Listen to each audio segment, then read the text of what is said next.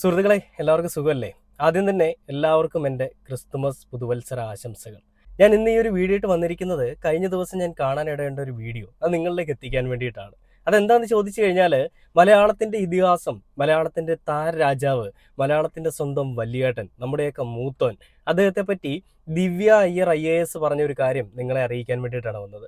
നമ്മൾ കഴിഞ്ഞ ദിവസം ഒരു വീഡിയോ ചർച്ച ചെയ്തതാണ് ഇന്ത്യൻ കൾച്ചറൽ കോൺഗ്രസിന്റെ പരിപാടിയിൽ വെച്ചിട്ട് മമ്മൂക്ക മതങ്ങളെ പറ്റി പറഞ്ഞൊരു കാര്യം. അതായത് മനുഷ്യർക്കും മനുഷ്യബന്ധങ്ങൾക്കുമാണ് വില കൊടുക്കേണ്ടത്, അതിനേക്കാൾ വലിയൊരു മതം വേറെ ഇല്ല എന്നാണ് മമ്മൂക്ക പറഞ്ഞത്.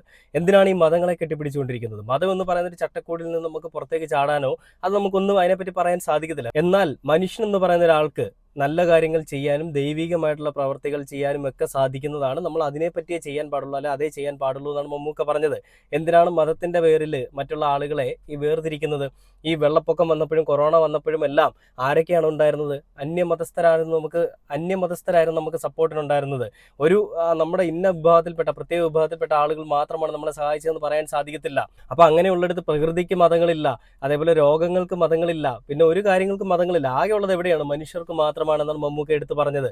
ആ ഒരു വീഡിയോ നമ്മളെല്ലാവരും കണ്ടതാണ്. കേരളം മുഴുവനും ആ ഒരു വീഡിയോ നെഞ്ചേറ്റിയതുമാണ്. ഇപ്പൊ ഇതാ ദിവ്യ എസ് അയ്യർ മമ്മൂക്കയെ പറ്റി പറഞ്ഞൊരു കാര്യം വളരെ വൈറലായിക്കൊണ്ടിരിക്കുകയാണ്. മമ്മൂക്ക എങ്ങനെയാകണം, എന്താണ് മമ്മൂക്ക എന്നൊക്കെയാണ് പുള്ളിക്കാരി പറയുന്നത്. മേഡം പറയുന്ന ആ ഒരു വീഡിയോയിലേക്ക് പോയതിന് ശേഷം, ആ വീഡിയോ നിങ്ങളെ കാണിച്ചതിന് ശേഷം നമുക്ക് ബാക്കി വീഡിയോയിലേക്ക് വരാം. ഏറ്റവും വിശിഷ്ടമായ ഒരു സാന്നിധ്യം നമുക്ക് സമാപന സമ്മേളനത്തിന് ഉണ്ടാകണമെന്ന് നമ്മൾ ചിന്തിച്ചപ്പോൾ ഓരോ മലയാളിയുടെയും സംസ്കാരത്തിന്റെ ഭാഗമാണ് മമ്മൂക്ക എന്നുള്ളത് ഞങ്ങളും തിരിച്ചറിഞ്ഞു.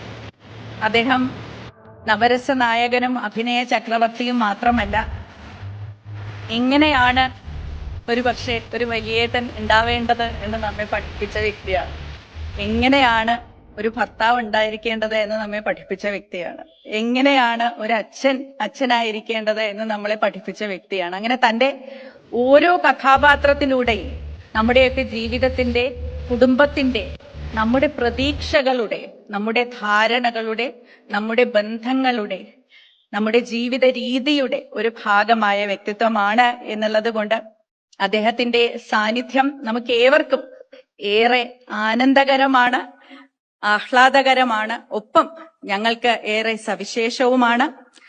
അതിയായ സ്നേഹത്തോടുകൂടി മമ്മൂക്കയെ ഞങ്ങളുടെ ഈ വേദിയിലേക്ക് ക്ഷണിച്ചുകൊള്ളുന്നു. കണ്ടില്ലേ? ദിവ്യ എസ് അയ്യർ IAS മമ്മൂക്കയെ ക്ഷണിക്കുന്നതിന്റെ ഒരു വീഡിയോ ആണ് നിങ്ങൾ കണ്ടത്.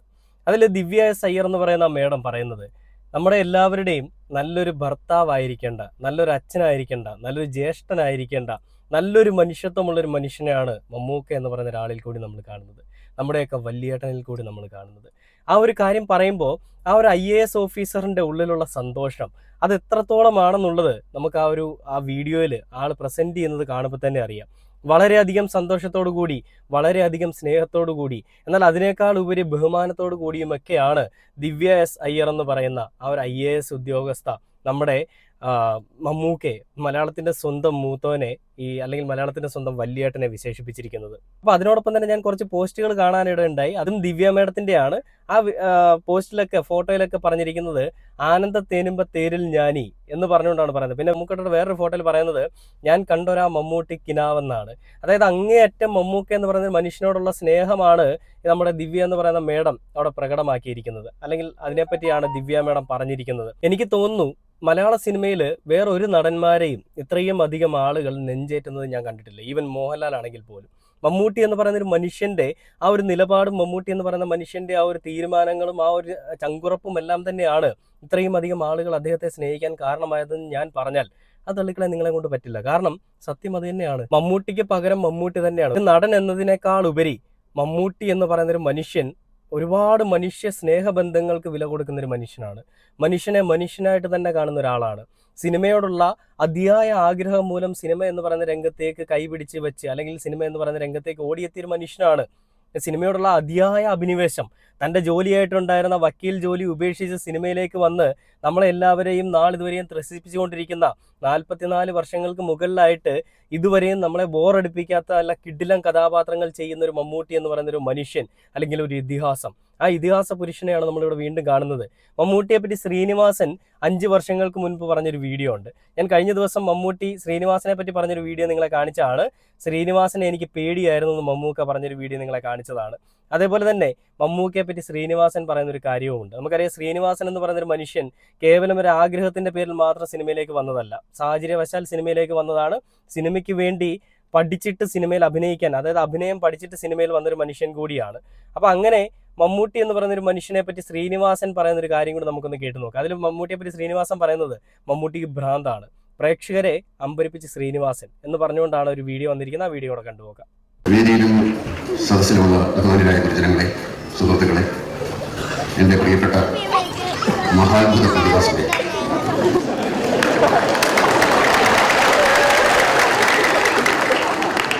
മഹാത്ഭുത പ്രതിഭാസത്തിനും ഈ അത്ഭുത പ്രതിഭാസത്തിന്റെ ആശംസ. ഈ അണിയിച്ച പൊന്നാടിയിലൊന്നും ഒരു തരി പൊന്നില്ല. അതുകൊണ്ട് ആരും തന്നെ അക്കാര്യത്തിൽ എന്നോട് അസൂയപ്പെടുന്നു വേണ്ട. ഈ ആദരിക്കുക എന്ന് പറയുന്നത് നല്ല മനസ്സിനുടെ ലക്ഷണമാണ്. പക്ഷെ ആദരിക്കപ്പെടാൻ നിന്ന് കൊടുക്കുന്നത് ഒരു വല്ലാത്ത അവസ്ഥയാണ്. എന്നെ ആദരിക്കണം എന്ന് പറഞ്ഞ് മംഗളത്തിന്റെ പ്രവർത്തകർ എന്നെ സമീപിച്ചപ്പോൾ ഞാൻ പറഞ്ഞു, നിങ്ങളെല്ലാവരും കൂടി എന്നെ അവഹേളിക്ക്, ഞാൻ വരാം. അവർ സമ്മതിച്ചില്ല, ആദരിച്ച് അടങ്ങുന്നു. മമ്മൂട്ടി ഇവിടെ ഒരു സെന്റൻസ് പറഞ്ഞപ്പോൾ ഞാനൊന്ന് പേടിച്ചു. കുറച്ച് നാളായിട്ട് വിചാരിക്കുക ഇയാളെ ഒന്ന് ആദരിക്കണം, എന്തോ തല്ല് തരാൻ പറ്റില്ല. കാരണം സംഭാഷണം പറയുന്നതിൽ ആ ടോൺ എങ്ങനെ രൂപപ്പെടുത്തണം എന്ന് ശബ്ദ ക്രമീകരണത്തിലൂടെ തെളിയിച്ചിട്ട് നടന്റെ ടോണാകുമ്പോൾ ഞാനത് വളരെ ശ്രദ്ധിക്കണം. കുറെ നാളായി ഞാൻ വിചാരിക്കണം ഒന്ന് ആദരിക്കണം. ശ്രീനിവാസൻ പറയുന്നത് സംഭാഷണം എങ്ങനെ ഏത് രീതിയിൽ അവതരിപ്പിക്കണമെന്നുള്ള ഒരു ഭാവത്തിൽ പറയുന്ന മമ്മൂട്ടിയായ എന്നെ ആദരിക്കണമെന്ന് പറയുമ്പോൾ ആ ഗാംഭീര്യത്തിൽ കേൾക്കുമ്പോൾ ഞാനൊന്ന് പേടിക്കണം. ഞാൻ ശരിക്കും പേടിച്ചു എന്നാണ് അദ്ദേഹം പറയുന്നത്. എന്ത് നല്ല കാര്യങ്ങളാണ് അല്ലെ, എന്ത് മനോഹരമായിട്ടുള്ള കാര്യങ്ങളാണ് ശ്രീനിവാസൻ പങ്കുവെക്കുന്നത്. ഇതുകൊണ്ട് തന്നെയാണ് ശ്രീനിവാസനെ കേരളത്തിൽ ഇത്രയും അധികം ജനങ്ങൾ സ്നേഹിക്കുന്നത്. എവിടെ എന്ത് എപ്പോൾ എങ്ങനെ പറയണമെന്ന് അദ്ദേഹത്തിന് അറിയാം. എന്തും അദ്ദേഹം പറയും. അദ്ദേഹത്തിന് ആരുടെയും മുഖത്ത് നോക്കി പേടിച്ചിരിക്കേണ്ട കാര്യമോ അല്ലെ ആരുടെയും മുഖത്ത് നോക്കി അവരെന്ത് വിചാരിക്കുമെന്നുള്ള ചിന്താഗതിയിൽ കൂടി അവരെ പറ്റിച്ചൊരു പൊയ്മുഖം കാണിക്കേണ്ട ആവശ്യമില്ല, ഒരു ഫേക്ക് മുഖം മൂടി കാണിക്കേണ്ട ആവശ്യമില്ല. അദ്ദേഹം എല്ലാവരുടെയും അടുത്ത് ഓപ്പണായിരുന്നു. അദ്ദേഹം എല്ലാവർക്കും വേണ്ടി വാതിലുകൾ തുറന്നിട്ടിരുന്നു. തന്നെ മനസ്സിലാക്കാനും തനിക്ക് ആരെ പറ്റി പറയാൻ വേണ്ടിയിട്ടും അദ്ദേഹം എല്ലാ വഴികളും ഉപയോഗിച്ചിരുന്നു എന്നാണ് നമ്മൾ മനസ്സിലാക്കുന്നത്. ബാക്കി വീഡിയോ കണ്ടു നോക്കാം. അദ്ദേഹത്തിനും ഇവിടെ ഉപഹാരം സമർപ്പിച്ചു. അദ്ദേഹത്തെ പറ്റി ഒരു സത്യം പറയാൻ ഞാൻ ആഗ്രഹിക്കുകയാണ്. അദ്ദേഹം ഒരു ഭ്രാന്തനാണ്.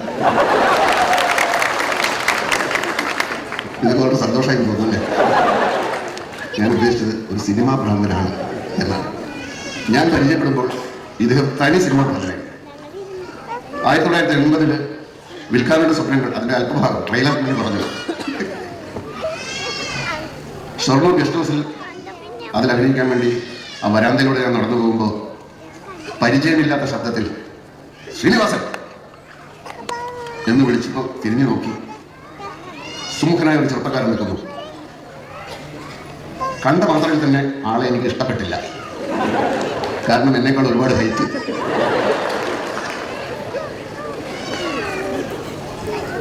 എന്നിട്ട് ഒറ്റ വെറുപ്പിൽ കുറെ കാര്യങ്ങൾ എന്നോട് ചോദിച്ചു. തലശ്ശേരി പാട്ടിത്താനല്ലേ വീട്, അച്ഛൻ്റെ പേര് ഉണ്ണി, അമ്മയുടെ പേര് ലക്ഷ്മി, കതിരൂർ ഹൈസ്കൂളിലാണല്ലേ പഠിച്ചത്, പഴശ്ശിരായ NS കോളേജല്ലേ പഠിച്ചത്, അവിടെ ഒരു ഫിലിം ചേംബർ ഇൻസ്റ്റിറ്റ്യൂട്ടിൽ പഠിക്കാൻ പോയി, സംഘഗാനം മണിമണ്ഡലം തുടങ്ങിയ സിനിമയിൽ അഭിനയിച്ചു, നിങ്ങൾ ക്രിസ്ത്യൻ ആർട്സിൻ്റെ ഒരു നാടകത്തിൽ അഭിനയിച്ച ആ നാടകം ഞാൻ കേട്ടിരുന്നു തുടങ്ങി ഒരു വീർപ്പിൽ ഞാൻ പോലും ഓർമ്മിക്കാത്ത കാര്യങ്ങൾ പുള്ളി എന്നോട് പറഞ്ഞു. ദിലീപ് വിചാരിക്കുന്നത് സത്യമില്ലാതെ സത്യം ഒട്ടും വിശ്വാസമില്ലാത്ത നമുക്ക്. അപ്പൊ ഞാനൊന്ന് 1-2 സിനിമയിൽ മാത്രം അഭിനയിച്ച കണ്ടില്ലേ? ശ്രീനിവാസൻ പറയുന്നത് മമ്മൂട്ടിക്ക് ഭയങ്കരമായിട്ടുള്ള അഭിനിവേശമാണ്. എന്തിനോടാണ്? സിനിമയോട്. ആ അഭിനിവേശം ഉള്ളത് കൊണ്ട് തന്നെയാണ് ഇന്നും മലയാള സിനിമയിൽ സജീവമായിട്ട് അദ്ദേഹം തുടരുന്നതെന്നാണ് പറയുന്നത്. 5 വർഷം മുൻപ് ഇറങ്ങിയ ഒരു വീഡിയോ ആണ്, നിങ്ങൾ മനസ്സിലാക്കണം. ഇതൊരു മുൻവിധി പോലെ തന്നെയാണ് ശ്രീനിവാസൻ പറഞ്ഞിരിക്കുന്നതും മമ്മൂക്ക ശ്രീനിവാസനെ പറ്റി പറഞ്ഞിരിക്കുന്നതും. അതിലൊന്നും ഇന്ന് വരെ ഒരു മാറ്റം വന്നിട്ടില്ല. മമ്മൂട്ടിക്ക് എത്രയോ വർഷം 44-45 വർഷമായിട്ട് മലയാള സിനിമയിൽ തുടരുന്ന മമ്മൂക്ക എന്ന് പറയുന്ന ഇതിഹാസം, മമ്മൂക്ക യുഗം, ആ യുഗം ഇതുവരെയും എങ്ങും അവസാനിച്ചിട്ടില്ല, അല്ലെങ്കിൽ അതിനൊരു മങ്ങൽ പോലും വീണിട്ടില്ല. അതെന്തുകൊണ്ടാണ്? തേച്ച് മിനുക്കിക്കൊണ്ടിരിക്കുകയാണ്. മമ്മൂട്ടി പറയുന്നൊരു കാര്യം നമുക്ക് ശ്രദ്ധേയമാണ്. അറിയാലോ, തേച്ചാൽ ഇനിയും മിനുങ്ങുമെന്നുള്ളത്. അങ്ങനെ തേച്ച് മിനുക്കി മമ്മൂട്ടി ഇപ്പോഴും ഒരു ഇതിഹാസമായിട്ട്, ഒരു യുഗമായിട്ട് തന്നെ തുടർന്നുകൊണ്ടിരിക്കുകയാണ്. ഇനിയും അത് തുടരും. കാരണം അയാളുടെ ഉള്ളിലൊരു ഭ്രാന്തനുണ്ട്. ആ ഭ്രാന്തനെ ചങ്ങലക്കിടണമെന്നുണ്ടെങ്കിൽ സിനിമ വേണം. സിനിമ ഇല്ലെങ്കിൽ മാത്രം ആ ഭ്രാന്തന് വിരളി പിടിക്കും. ആ വിരളി നമുക്ക് ആർക്ക് സഹിക്കാൻ പറ്റില്ല. എന്നാൽ അതിനെ ചങ്ങലക്കിടാൻ പറ്റുന്ന ഒരു സാധനം സിനിമയും കഥകളുമൊക്കെയാണ്. അങ്ങനെയുള്ള ഒരുപാട് നല്ല സിനിമകൾ തന്നെയാണ് മമ്മൂട്ടി എന്ന് പറയുന്ന ഒരു ഭ്രാന്തനെ ഒരു പരിധിവരെ ഒതുക്കി നിർക്കാൻ കാരണമായിരിക്കുന്നത്. മമ്മൂട്ടിയുടെ ആ ഒരു യുഗം ഇനിയും അവസാനിക്കുന്നില്ല എന്നുള്ളത് നിങ്ങൾ മനസ്സിലാക്കണം. മമ്മൂട്ടിയെ പറ്റി ശ്രീനിവാസൻ പറഞ്ഞ വാക്കുകളാണിത്. ശ്രീനിവാസൻ മറ്റാരെങ്കിലും പറ്റി ഇതുപോലെ പറഞ്ഞിട്ടുണ്ടോ എന്ന് ചോദിച്ചു കഴിഞ്ഞാൽ എല്ലായിടത്തും ഇതുപോലെ ഇങ്ങനെ പറയുന്ന ഒരു മനുഷ്യനല്ല ശ്രീനിവാസൻ. അദ്ദേഹം പറയേണ്ടത് എവിടെയാണെന്ന് അദ്ദേഹത്തിന് കൃത്യമായിട്ടുള്ള ധാരണയുണ്ട്. അവിടെ മാത്രമേ അദ്ദേഹം പറഞ്ഞിട്ടുള്ളൂ, ഇനി പറയുകയുമുള്ളൂ. അത് മമ്മൂട്ടിയുടെ മുൻപിൽ മാത്രമാണ് അദ്ദേഹം പറഞ്ഞിരിക്കുന്നത്. മോഹൻലാലിനെ വെച്ചിട്ട് ഇങ്ങനെയൊന്നും പറഞ്ഞ് ഞാൻ കണ്ടിട്ടില്ല. കാരണം മമ്മൂട്ടി എന്ന് പറയുന്നൊരു മനുഷ്യൻ അതെങ്ങനെയാണെന്നുള്ളത് ശ്രീനിവാസന് നന്നായിട്ട് അറിയാമായിരുന്നു, അല്ലെങ്കിൽ ശ്രീനിവാസന് നന്നായിട്ട് അറിയാം. മമ്മൂട്ടിക്ക് ശ്രീനിവാസനെയും അറിയാം.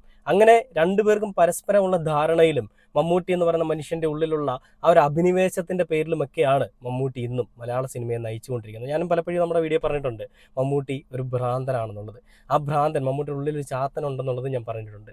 അതൊക്കെ അഭിനയത്തിനോടുള്ള അഭിനിവേശമാണ്, ഒരിക്കലും തീരാത്ത അഭിനിവേശം. ആ ഒരിക്കലും തീരാത്ത അഭിനിവേശം ഇനിയും തുടരട്ടെ. മമ്മൂട്ടി എന്ന് പറയുന്നൊരു യുഗപുരുഷന്, അല്ലെങ്കിൽ ഒരു മമ്മൂട്ടി എന്ന് പറയുന്ന ഒരു ഇതിഹാസത്തിന്, മമ്മൂട്ടി യുഗത്തിന് ഇനിയും ഒരുപാട് കാലം മലയാള സിനിമയിലും നമ്മളെയും എല്ലാം ത്രസിപ്പിക്കാൻ സാധിക്കട്ടെ.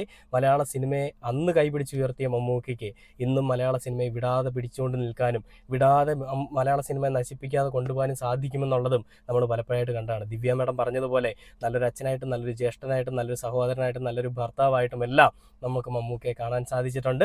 നമ്മുടെ എല്ലാവരുടെ വലിയേട്ടൻ തന്നെയാണ്, എനിക്ക് അങ്ങനെ വിളിക്കാനാണ് ആഗ്രഹം എന്നാണ് ദിവ്യ മേഡം പറഞ്ഞത്. അത് തന്നെയാണ് കേരളത്തിലെ ജനങ്ങൾ വിളിക്കുന്നത്. മമ്മൂക്ക എന്ന് പറയുന്നൊരു മനുഷ്യനെ വലിയേട്ടനായിട്ട് കാണുന്ന മമ്മൂക്ക എന്ന് പറയുന്ന ഒരു മനുഷ്യനോട് ഒരുപാട് സ്നേഹമുള്ള, അങ്ങനെയുള്ള ആളുകളുടെ കൂട്ടത്തിൽ ഉള്ള ഒരാൾ തന്നെയാണ് ഞാനും. ഇനിയും ഒരുപാട് കാലഘട്ടങ്ങളിൽ, ഒരുപാട് യുഗങ്ങളിൽ മമ്മൂക്കയ്ക്ക് ജീവിക്കാൻ സാധിക്കട്ടെ, ഒരുപാട് നല്ല സിനിമകൾ ചെയ്യാൻ സാധിക്കട്ടെ എന്ന് പറഞ്ഞുകൊണ്ട് ഈ ഒരു വീഡിയോ അവസാനിക്കുകയാണ്.